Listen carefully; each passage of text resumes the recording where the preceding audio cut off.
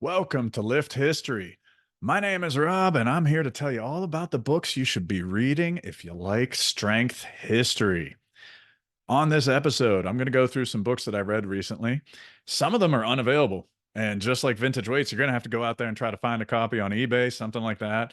Amazon does sell used books, so maybe that route. Other ones are still available, and I will drop specific Amazon links for those books so that you can easily find them in the description. But you can also just shop for anything on Amazon using my affiliate link. And if you use those links in the description, or you just use my Amazon affiliate link, you will support the channel. You'll buy something for the same price you'd buy it for anyway, but I'll earn a commission on it. So please know that that really helps. Now let's get to it. I'm going to give you some books that I really like, and I'm going to give you some books that I don't like and that I wouldn't suggest that you go out and buy. And I'm going to give you some books that maybe it's coming from left field. It's kind of like the wild card in terms of strength history. My absolute favorite book, I think, that I have read this past year, period, would be The Mighty Atom. It's the life and times of Joseph L. Greenstein, otherwise known as the Mighty Atom. He is the most unorthodox old time strongman. He doesn't do the typical lifts. He does things like, for example, he would bite steel in half. He would drag things with his hair, tied to his hair. So he was a somewhat small statured man, as you can see on the cover of the book, but he went by the name The Mighty Atom, and he has an incredible life story. I don't want to spell it all out for you and ruin it all, but I'll just say that it's an adventure through this man's life. And the author, Ed Spielman, did such a good job writing this book. And unfortunately, it is out of print. So you've got to go out there and just track this sucker down. I actually bought this copy used for about $70 on the Grip Board. So a website that's dedicated to grip strength athletes. So please get out there and find this book. I'm so happy to have mine because I'm already thinking about when I can read it again, and I want to read it again. Next up, something you can buy on Amazon is my good friend Zach Even-Esh's The Encyclopedia of Underground Strength and Conditioning. Now, I just said this is my good friend, so I'm clearly not going to be like, oh, this book is horrible. But let me just tell you why I like this book. I like this book because it's exactly as it's titled. As Zach said on my podcast, he was on Home Gym History and on Lift History, by the way. He's been on both. When he talked about this, he said that he was inspired by Arnold Schwarzenegger's Encyclopedia of Bodybuilding when he was a kid. So it makes sense that his encyclopedia isn't just the bodybuilding movements, his encyclopedia is things that are underground strength. So, stuff as I flip through here, like power skipping. That was something I just went by. Power skipping. He has a whole thing about a buddy squat lift where you lift up someone and use that person's weight. There's a whole section on using a keg to train with. So this is quite an unorthodox approach to training and has a lot of odd lifts in it. But the way this has played a part in my life since I got this about, I want to say 4 months ago, is that this has added a lot of fun to my training.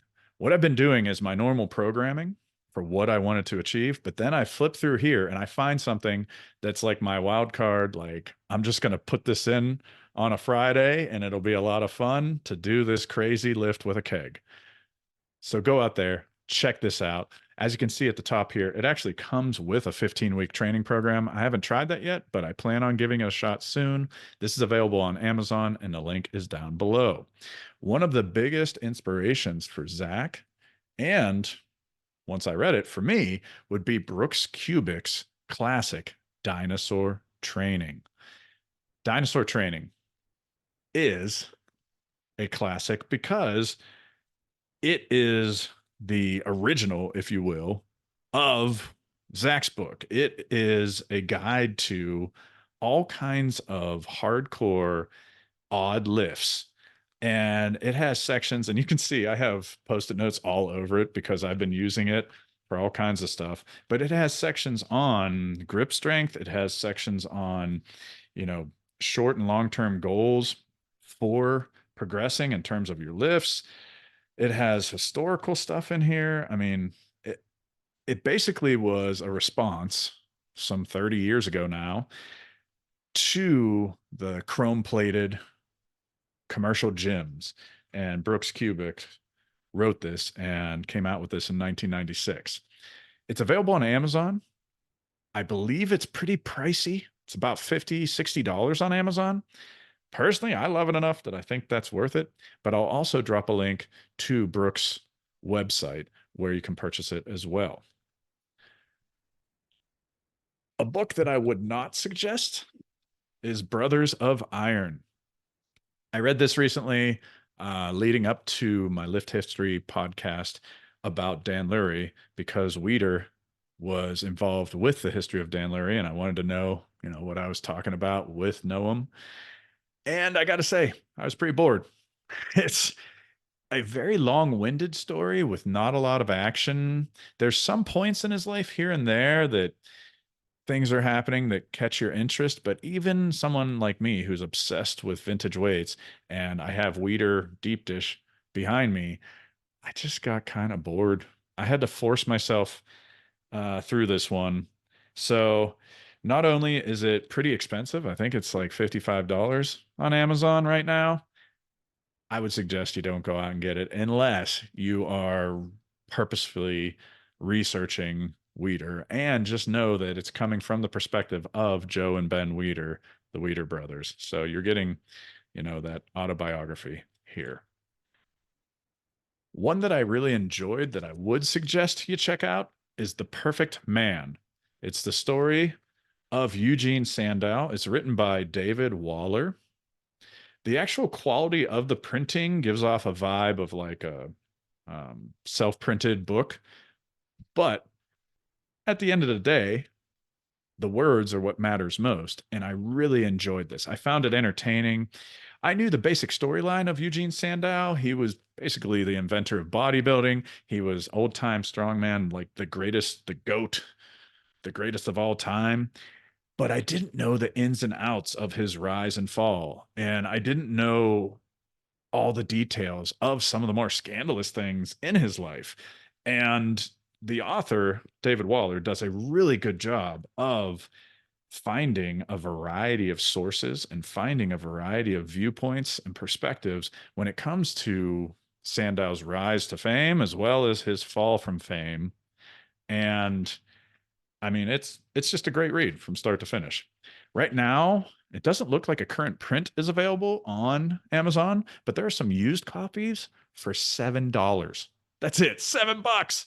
So while they last, those couple used copies for $7, or if it goes back into print on Amazon, check out The Perfect Man, the story of Eugene Sandow. And then last would be the oddball, the wild card, if you will. This book I really enjoyed, and you can see if you see a lot of post-it notes in a book, I really enjoyed it because I was noting different things to come back to. This is called The Faithful Executioner. It's not about a strength athlete. It's not about an owner of a fitness company. It's about an executioner. So this is a really interesting book. It's about a Renaissance era executioner, like, the actual town executioner that would execute someone who had been sentenced to death. And the reason I bring it up is that I was surprised, and all these post-it notes indicate different points where strength was involved in the task of being an executioner. And the reason this book is unique is that this historian, Joel F. Harrington, he found the journal of an actual executioner. So this is nonfiction. This is not a fictitious tale.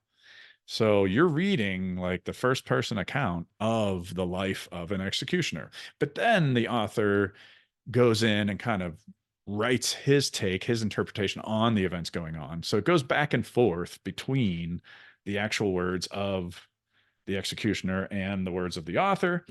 And I just really liked it. I like the rhythm of it. I found it fascinating. There's a lot I didn't know about that time and era, the Renaissance time. And then, as someone who enjoys strength pursuits, I was also fascinated with just that side of it, that like this was a very physically demanding job. As weird and messed up as that sounds, back in the Renaissance area, if you were an executioner, for example, the cover illustration, he's leaning on a broadsword.